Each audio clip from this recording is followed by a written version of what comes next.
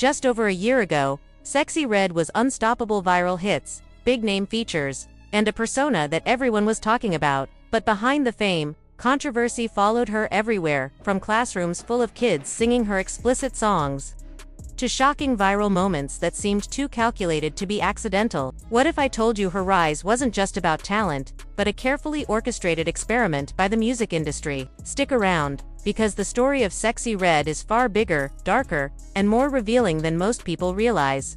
Just over a year ago, Sexyy Red was riding high as one of the hottest new female rappers in the game. With a massive push from the industry, it seemed like nothing could slow her down. But now, people are asking, did the Sexyy Red hype fizzle out, or is there more to the story? Let's break it down. Sexyy Red, whose real name is Janae Worry, is a 27-year-old rapper from St. Louis, Missouri. She burst onto the mainstream scene in late 2023 when her track Pound went viral. That success led to a remix with Nicki Minaj, and even a feature from Drake on his album the same year. Her music was everywhere, and she quickly became the face of a bold, no-filter kind of female rap, raw, unapologetic, and in your face. But along with the fame came some questionable moments. In my 30-minute documentary last year, I explored what I called the dysfunction of Sexyy Red, and there were plenty of examples. One notable moment happened in November 2023, when a young ballet teacher went viral for expressing her frustration about her students singing along to Pound Town, one of Sexyy Red's most explicit songs. Picture this: a classroom full of 5-year-olds innocently asking, "Can we hear Pound Town?" For any adult, let alone a teacher responsible for shaping young minds, that would raise immediate concern. The lyrics are graphic, sexual, and completely inappropriate for children. The teacher wasn't condemning Sexyy Red personally. She was pointing out the mismatch between the content of the song and the impressionable age of her students.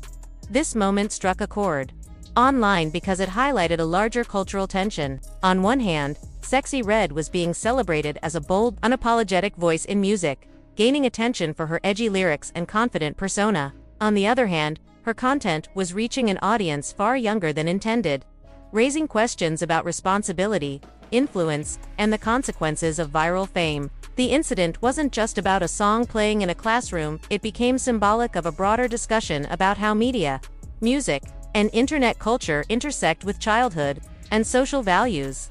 What made this situation particularly striking was Sexyy Red's reaction. Rather than acknowledging the concern or reflecting on the potential impact her music might have on children, she dismissed the teacher with a flippant "Girl, shut the hell up and play my song." That response only amplified the controversy, signaling a refusal to take accountability. It underscored a pattern seen repeatedly throughout her rise: provocative behavior, combined with a lack of concern for how her actions affected her younger fans.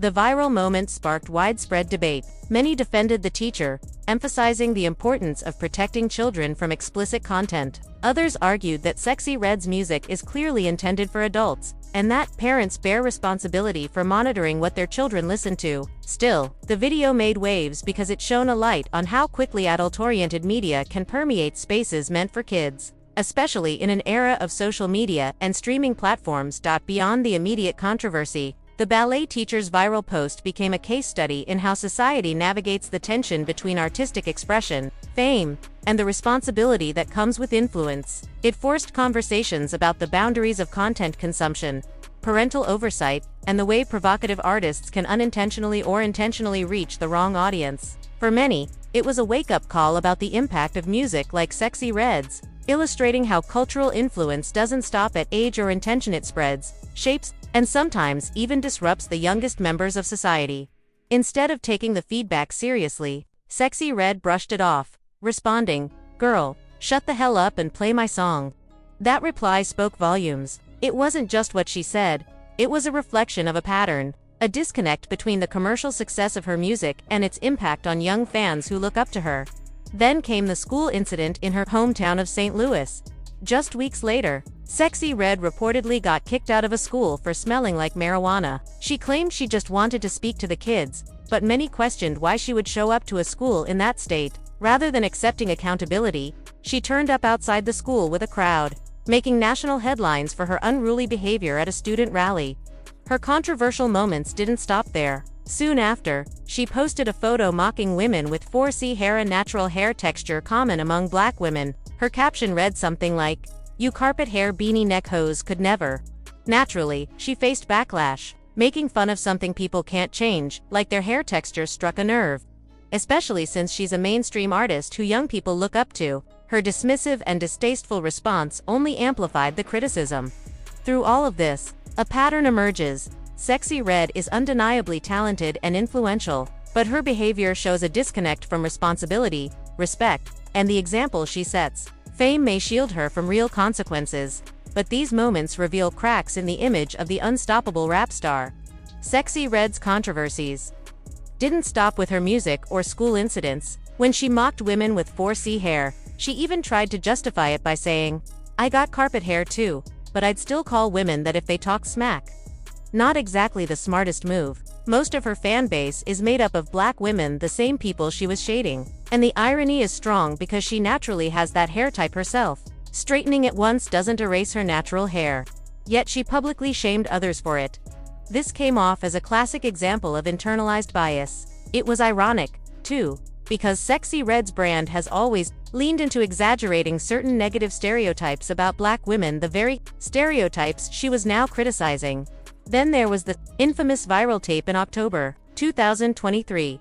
Sexyy Red accidentally, so she claimed, posted a private clip on her Instagram story. Of course, it sparked massive speculation that it was intentional. The timing, the context, and how it tied into her biggest hit, Pound Town, made it almost impossible to believe it was an accident. Her music already centers on her body and sexuality, so suddenly giving the public visual proof, that's a recipe for viral attention. This is part of how the modern music industry builds a brand. Shock, scandal, and controversy are tools for creating an identity that sells. For Sexyy Red, it worked brilliantly. Every extreme move, every headline, every viral moment amplified her visibility. And yes, it made money for her team, her label, and everyone behind the scenes. But here's the worrying part. A large part of her audience is made up of children, especially young black girls, who look up to her. They imitate her, admire her confidence, and see her as a model of success. So what message does it send when a public figure leaks her own tape, then pretends it was an accident? That attention is more valuable than dignity, and shock value is worth more than responsibility. Being famous comes with responsibility. Whether or not someone wants to admit it, it doesn't mean being perfect or acting like a role model every second. It means understanding the impact your actions have, especially on impressionable fans. In Sexyy Red's case, the industry knew she wouldn't self-filter or reflect on her choices. And that's exactly why she was perfect for this experiment. Artists like her don't become huge by accident. Labels, investors, and media teams analyze personalities, behaviors, and potential for controversy. They pick people who can generate maximum attention, even if it comes from chaos. That explains why some of the most reckless, controversial artists get the biggest push. The system prioritizes profit and attention over morality or balance. Chaos sells, and personalities that don't self-regulate are easier to brand, manipulate, and turn into cultural phenomena. Sexyy Red isn't an anomaly, she's a product of a very calculated system designed to turn controversy into currency. Behind the scenes of Sexyy Red's rise, a lot of careful calculations were happening. Industry insiders ask questions like, who can push the public's buttons the most? Who will trigger the strongest reactions? Who will go the furthest without worrying about consequences? Sexyy Red's blow-up wasn't random, it was strategic. Every controversy, every shocking moment, every viral clip was orchestrated to maximize attention, virality, and profit. And the crazy thing, instead of slowing her down, all the chaos fueled her career even more. Every viral moment, every scandal, seemed to boost her visibility. My theory: Sexyy Red was being promoted for one very specific reason: to project a very negative image. This image taps into one of the oldest and most harmful stereotypes of black women: the Jezebel. Historically, this stereotype painted black women as hypersexual, uncontrollable, and defined solely by their bodies. It was used to justify centuries of exploitation and abuse. And now, that same imagery is being recycled, wrapped in beats, visuals, and viral marketing. Hip-hop has always had the power to empower black voices. But in this case, Sexyy Red became the face of the opposite: hypersexualization, recklessness, and chaos packaged as entertainment. Her lyrics, her visuals, even the way she was promoted, all fed into the narrative that a black woman only gains attention if she's loud, sexualized, and provocative. And yes, she made the industry a lot of money while doing it. But lately, her presence has been fading. People aren't talking about Sexyy Red as much, and there are reasons for that. Let's rewind to the beginning. Sexyy Red was discovered in 2021 by a Miami-based label and management company called Rebel Music.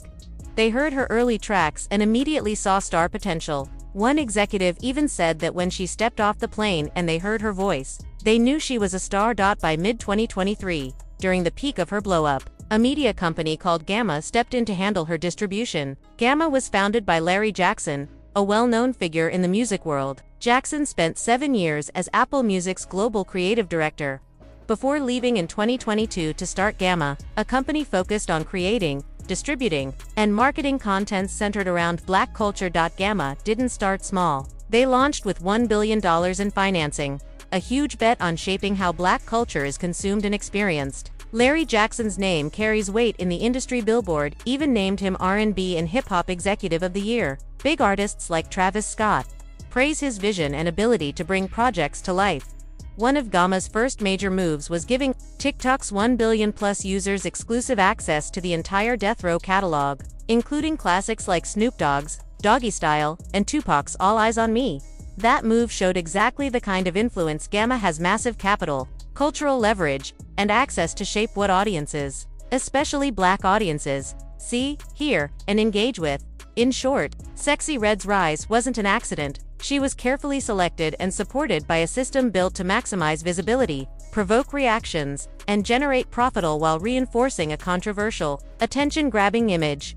Once you start connecting the dots, Sexyy Red's rise starts to feel less like a natural breakthrough and more like a calculated experiment. Behind her, we have Gamma's leadership. Larry Jackson, whom we've talked about, and Ike Wissoff, Gamma's president. Ike's background is strictly corporate. He was a CFO at Interscope Records and holds degrees in business, economics, and accounting. Together, Larry and Ike built Gamma as a hybrid between a label and a media powerhouse, designed to push artists like Sexyy Red to massive visibility.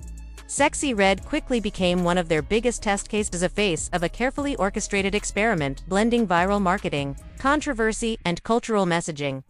But here's where it gets even more interesting. The largest investor in Gamma isn't from the culture at all. It's Todd Boehly, a 52-year-old American billionaire of German heritage, worth over $8 billion.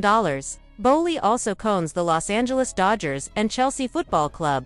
Suddenly, it makes sense where that initial $1 billion came from. A company claiming to focus on Black culture, backed by a white billionaire with massive influence. That explains how Sexyy Red was able to explode onto the scene so quickly. Now you can see how the system worked. A billionaire investor, a media company with deep Apple Music ties, and a label infrastructure built to amplify controversy. It all starts to paint a clear picture of strategy and control behind the hype. Candace Owens has spoken about this before, pointing out how the entertainment industry profits off chaos, dysfunction, and over-sexualization, especially with Black artists. And Ice Cube has discussed it as well, calling it social engineering on Bill Maher's podcast. He explained that labels act as gatekeepers. They don't necessarily tell artists what to say, but they ensure that the most destructive, attention-grabbing content gets pushed to the top.